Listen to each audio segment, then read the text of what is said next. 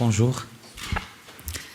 Je suis très heureux de recevoir aujourd'hui à Rabat ma chère collègue Hadja Labib, ministre des Affaires étrangères, des Affaires européennes, du commerce extérieur et des institutions culturelles fédérales de Belgique. C'est un grand plaisir de vous recevoir ici au Maroc. Cette visite s'inscrit dans une phase de renforcement des relations bilatérales entre les deux pays. Il s'inscrit dans une séquence très positive de nos relations bilatérales, marquée par une régularité des visites ministérielles, parlementaires et autres.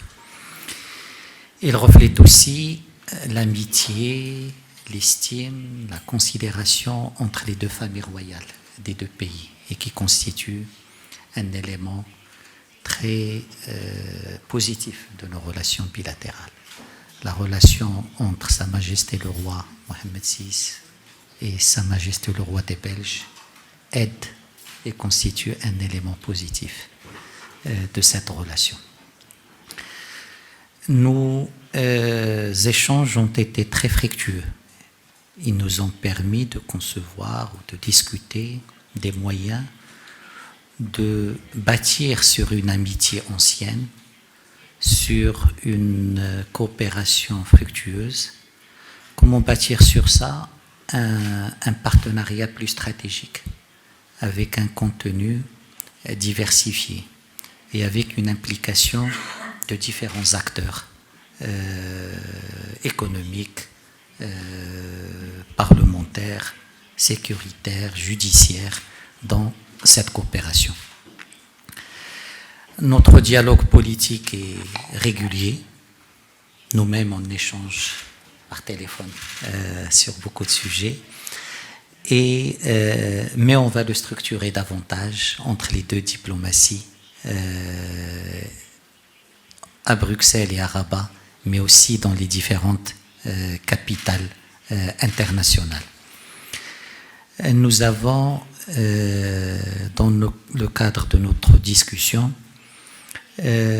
évoqué la tenue prochaine de la commission de coopération de haut niveau au cours de l'année prochaine.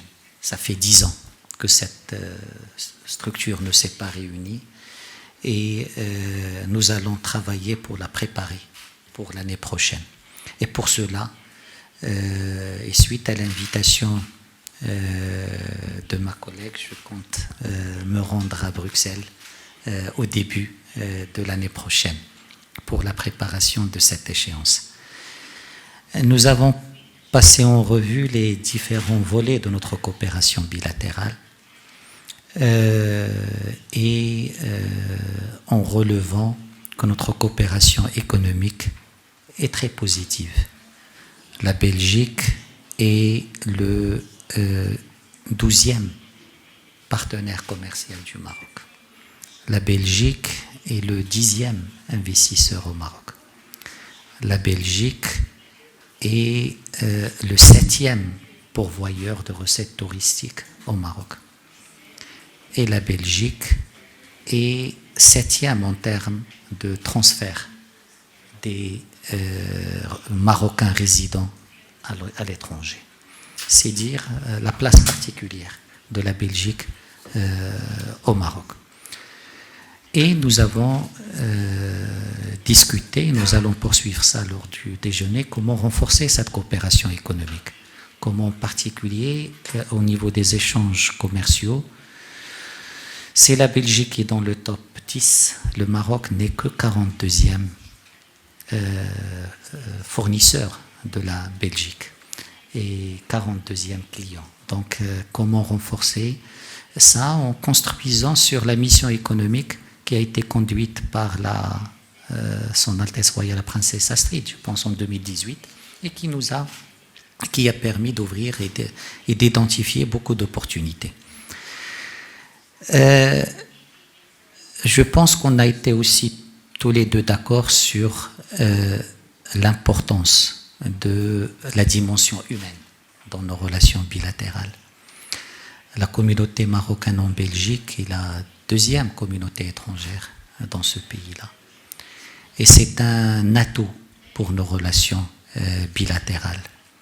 Et nous allons examiner tous les moyens pour renforcer cette dimension de notre relation.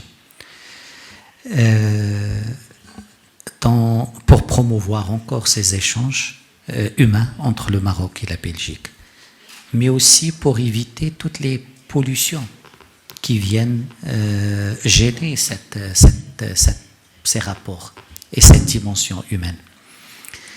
C'est pour cela que nous avons aussi convenu d'établir un groupe de travail sur la migration qui tiendra sa première réunion au début du mois de décembre de cette année.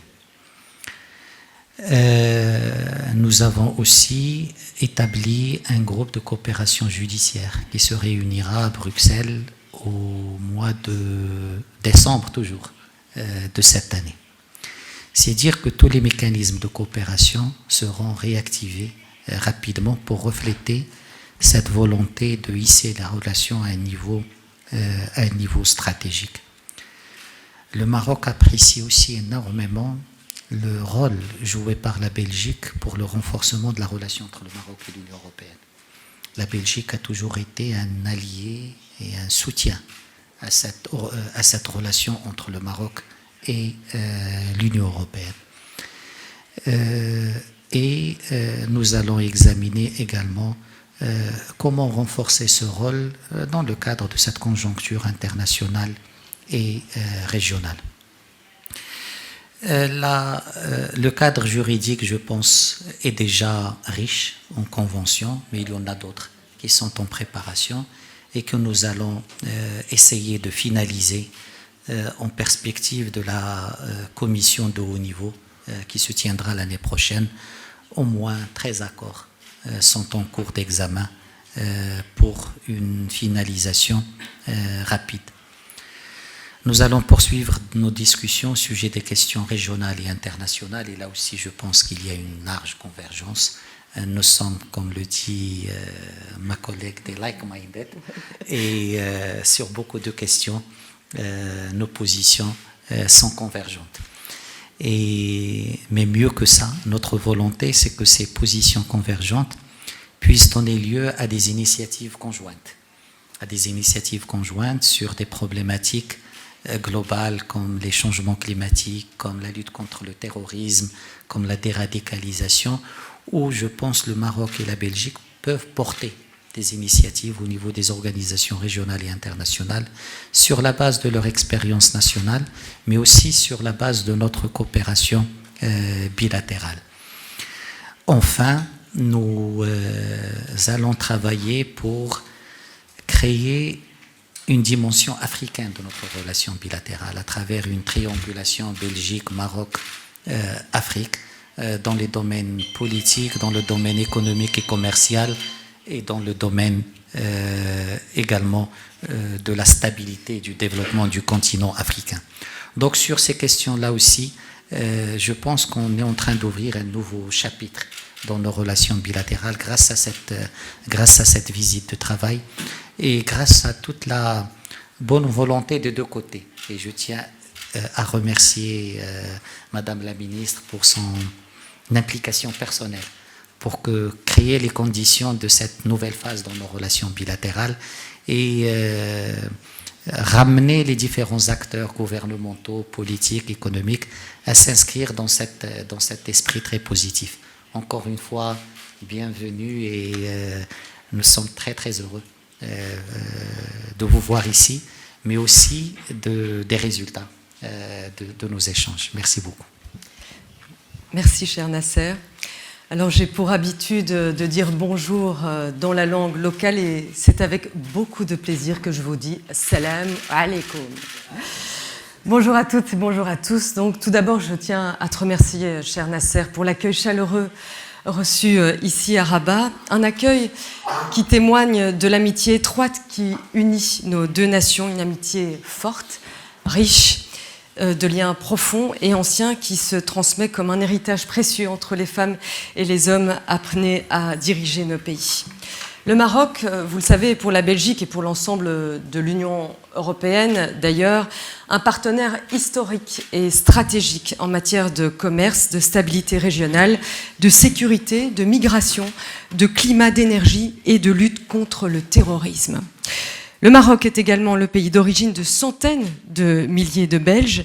Ces Belges, dont les parents, les grands-parents sont venus du Rif, des régions de Tiznit et du Souss, de Rabat, de Tanger et de bien d'autres villes encore, lient nos pays à jamais. Ils ont contribué par leur travail à l'essor de la Belgique, dans les mines, dans le métro, dans les industries.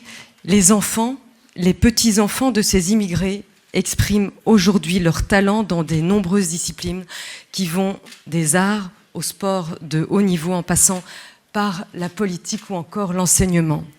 Ces Belges d'origine marocaine constituent comme un trait d'union humain entre Rabat et Bruxelles, cher Nasser. Et comme il a très bien écrit Tahar Ben Jelloun, il n'y a pas mieux que le regard et le toucher pour savoir où on est. Et j'ai retrouvé ici les regards de ces enfants d'immigrés avec lesquels j'ai grandi dans les rues de Bruxelles. Je sais donc où je suis.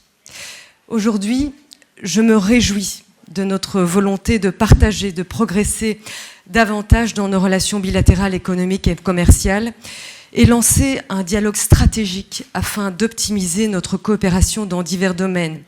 Je suis venue, vous l'avez dit, cher Nasser, avec un agenda positif. Je suis venue pour consolider notre partenariat stratégique.